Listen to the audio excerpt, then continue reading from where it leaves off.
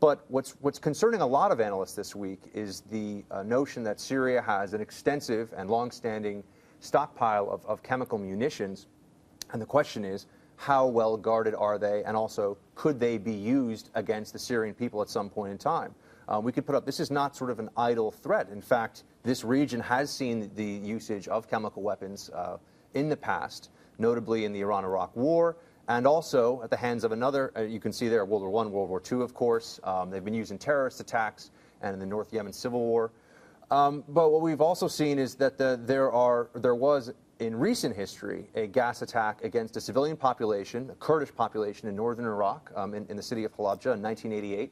7,000 to 10,000 people there were killed, again, by a Ba'athist totalitarian dictator, a Sunni Arab at that, just next door. So people are obviously incredibly concerned about this. And there's the most that it seems the international community has been able to muster thus far has been a meeting, an emergency meeting in Geneva of the UN Security Council, which is not going anywhere, and Assad is not showing up, of course, as one would expect. But the WMD issue, the chemical munitions issue, is a huge concern. And to help us address it, I really want to bring in Claire Lopez. She is a professor with the Center for Counterintelligence and Security Studies and a former CIA operations officer. Claire, thank you so much for joining us. Thank you for having me. Glad to be with you.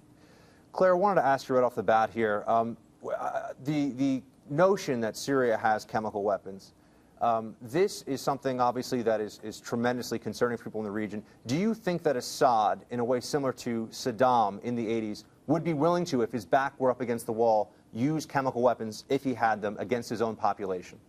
You know, it certainly is possible. And indeed, just as you said, Bashar al-Assad has probably what is the largest stockpile of chemical weapons in the Middle East, and includes very advanced and lethal kinds of chemical weapons, nerve gas among them.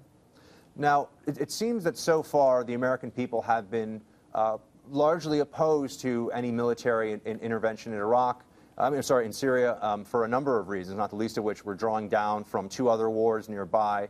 And I think there's a degree of war fatigue, and also people are accepting that maybe this is not an issue for the United States to unilaterally try to solve.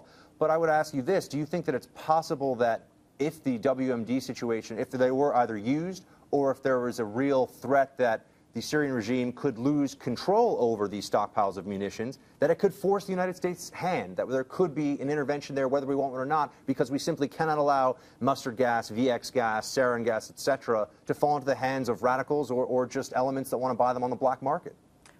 Well, you have a good point there, and it is a serious concern, obviously.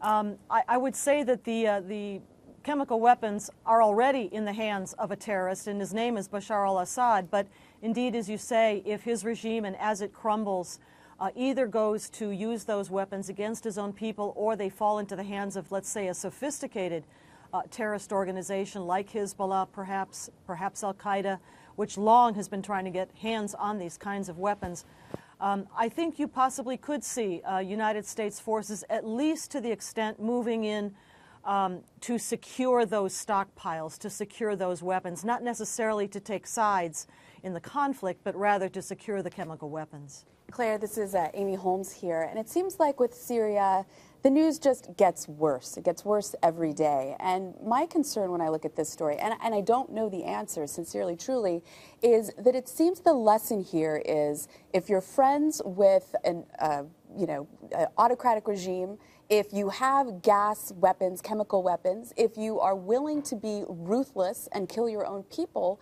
then you're protected on the global stage. Syria's relationship with Russia, the chemical stockpiles that we've just learned about, Assad's willingness to mow his people down, that has all kept us out of this conflict instead of inviting us in.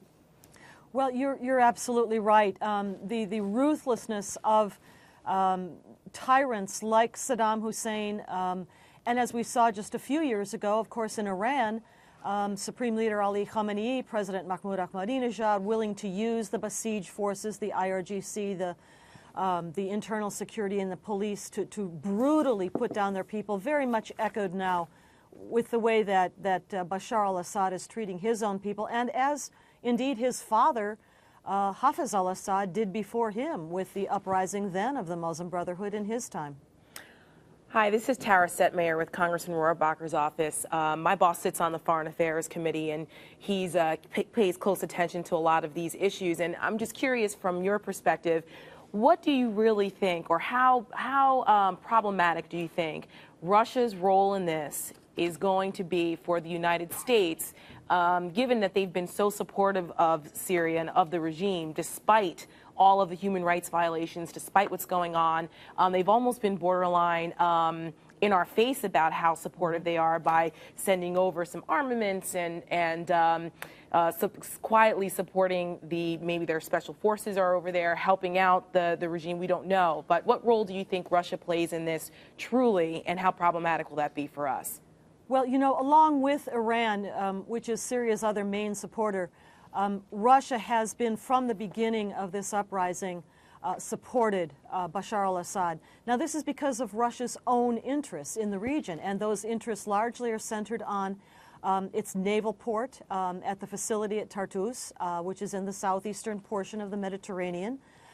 This is Russia's only naval base in the region. Syria is literally its only client left in the region on this scale, to which it can sell weapons, which is an economic interest for Russia, where it can secure a foothold in this critical terrain, this geographical, strategically important region.